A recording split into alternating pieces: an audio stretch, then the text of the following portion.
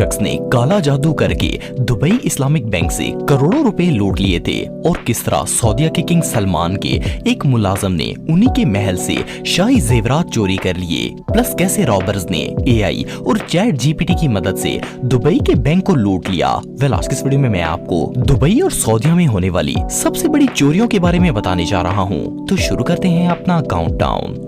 दोस्तों, अगस्त 1995 में यूएई के दुबई इस्लामिक बैंक में एक अफ्रीकन कस्टमर एंटर हुआ। इसका नाम बबानी सिसिस्को था। इसने रिसेप्शन पर आकर बताया कि ये कार खरीदने के लिए लोन अप्लाई करना चाहता है। स्टाफ ने इसे मैनेजर के रूम में भेज दिया और इसने मैनेजर, जिसका नाम अयूब था, इसे सारी बात बताकर लोन देने के लिए राजी कर लिया। बैंक के अंदर तो एक दिन में दर्जनों लोग लोन लेने के लिए आते हैं, इसलिए बैंक मैनेजर के लिए ये कोई नई बात नहीं थी। लेकिन ये शख्स आगे जो करने वाला था, इसका किसी को वहम गुमान भी नहीं था। सिसिस्को ने मैनेजर अयूब के साथ काफी देर गपशप लगाई और जब वहाँ से निकलने लगा तो इसने अयूब को अपने घर पर डिनर की दावत दे दी। इसका बिहेवियर इतना इम्प्रेसिव था कि अयूब इसे ना ही नहीं कर सका और इसके घर डिनर पर चला गया। जब ये लोग खाना खा रहे थे तो सिसिस्को ने अयूब को बताया कि इसके पास एक ऐसा जादू है जिससे आप अपने पैसों को डबल कर सकते हैं। इस शातिर इंसान ने बैंक मैनेजर को इस हद तक कॉन्फिडेंस में ले लिया, इसे पैसे देने के लिए तैयार हो गया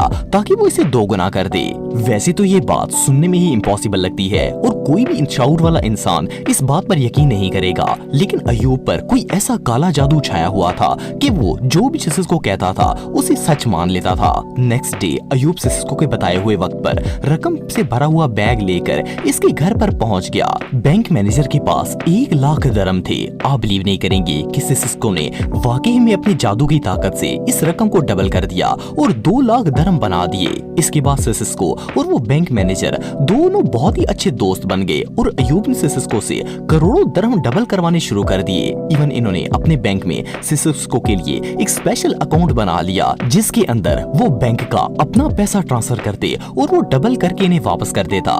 अयूब बैंक के पैसे बैंक में वापस रख देता और जादू के जरिए आने वाली रकम को खुद रख लेता था। कुछ अरसे ये सिलसिला चलता रहा, लेकिन फिर अचानक वो हुआ जो नहीं होना चाहिए था। सिसिस्को ने अयूब से कहा कि वो किसी काम के लिए मुल्क से बाहर जा रहा है, लेकिन वो इसके अकाउंट में पैसे ट्रांसफर करते रहें। जैसे ही वो वापस आएगा वो इस सारी रकम को डबल कर देगा। सिसिस्को ने इस बैंक मैनेजर पर ऐसे काबू पा लिया था कि इसका उससे राब्ता भी नहीं था। फिर भी बैंक मैनेजर मुसलसल इसके अकाउंट में पैसे भेजता ही रहता था। यहाँ तक कि इन्होंने बैंक के फंड से $242 मिलियन की ह्यूज अमाउंट बगैर किसी को बताए सिसिस्को के अकाउंट में डाल दी थी। सिसिस्को, जो कि बज़ाहिर बिजी होने का नाटक कर रहा था, वो असल में अयूब को झांसा देकर भाग चुका था। इसने आहिस्ता आहिस्ता वो सारी रकम अपने यूएसए, स्विट्जरलैंड और अफ्रीका के अकाउंट्स में ट्रांसफर कर ली और खुद वहां से गायब हो गया।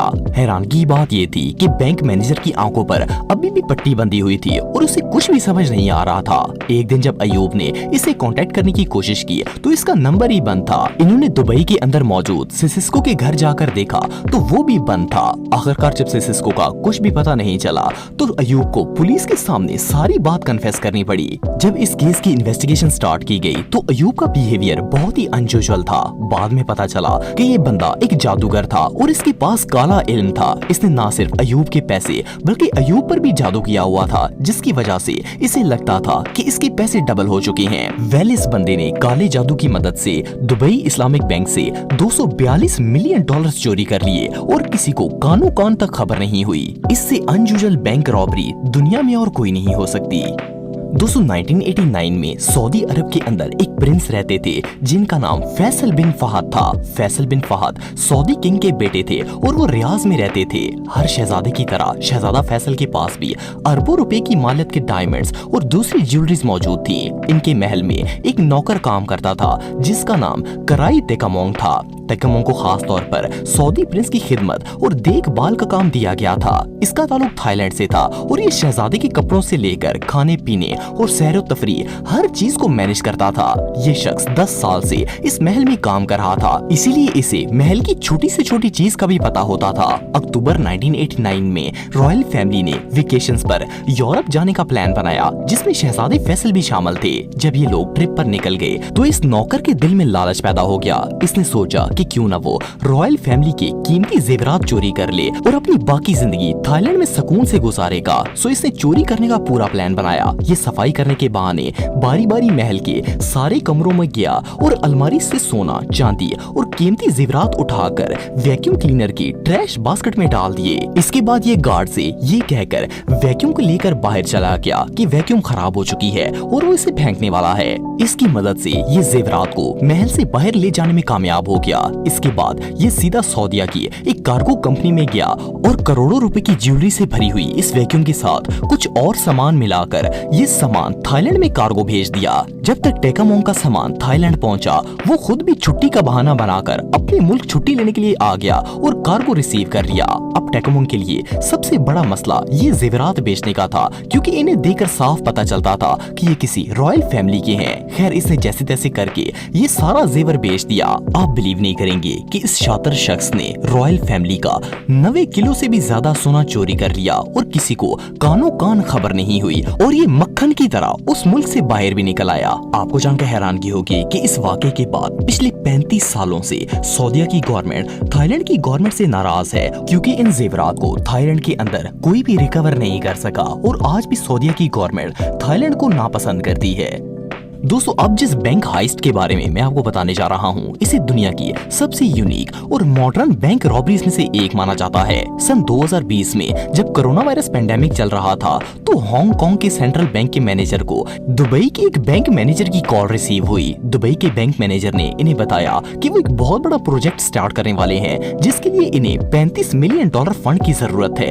ये दोनों मैनेजर्स क्योंकि एक दूसरे को बहुत अच्छे तरीके से जानते थे, इसीलिए इन्होंने मजीद इन्वेस्टिगेशन किए बगैर रकम ट्रांसफर कर दी। लेकिन फिर कुछ दिनों के बाद जब दोनों मैनेजर्स का आपस में कांटेक्ट हुआ, तो पता चला कि असल में दुबई के मैनेजर ने तो ऐसी कोई कॉल नहीं की और ना ही पैसों की डिमांड की थी। असल में बात ये थी कि ना तो मैनेजर रियल था और ना ही बैंक अकाउंट जिसमें $35 मिलियन ट्रांसफर किए गए थे। लेकिन शॉकिंग चीज ये थी कि जिस नंबर से हांगकांग के मैनेजर को कॉल रिसीव हुई थी, वो भी दुबई बैंक के मैनेजर का ही था और बात करने वाले शख्स की आवाज भी बिल्कुल सेम थी। खैर, दुबई अथॉरिटीज के सामने अब दो ही बातें थी, या तो इनका बैंक मैनेजर झूठ बोल रहा था और इसने हांगकांग से पैसे मंगवाकर हड़प लिए थे, या फिर ये कोई बहुत बड़ा स्कैम था। खैर, दुबई पुलिस ने इन्वेस्टिगेशन स्टार्ट कर दी और जब नतीजा सामने आया तो इसने पूरी दुनिया को हिला कर रख दिया। जब तमाम एविडेंस इकट्ठे किए गए तो पता चला कि असल में ये एक फेक कॉल थी, जिसे एआई की मदद से डीप फेक वॉइस एडिटिंग की मदद से बनाया गया था और इसके जरिए रॉबर्स ने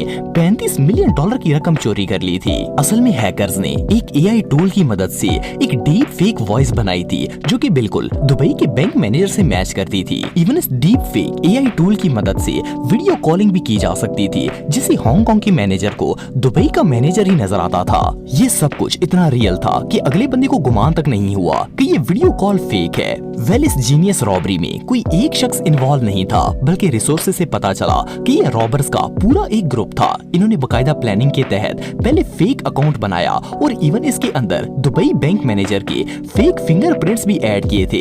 फिर इसके बाद दुबई बैंक के कम्युनिकेशन सिस्टम को हैक किया ताकि हांगकांग कॉल की जा सके और आखिर में वीडियो क्लोनिंग के जरिए हांगकांग के बैंक मैनेजर को बेवकूफ बनाकर पैसे लूट लिए। मजे की बात यह है कि इन चोरों ने इतनी चालाकी से रॉबरी की थी कि इस वजह से इन्हें ढूंढा भी नहीं जा सकता था, क्योंकि ना तो इनकी शक्ल किसी को पता थी, ना आवाज, और इवन इन्होंने अपनी लोकेशन तक जाहिर नहीं होने दी कि ये दुनिया के किस कोने में बैठकर चोरी कर रहे हैं। बहरहाल जो भी हो,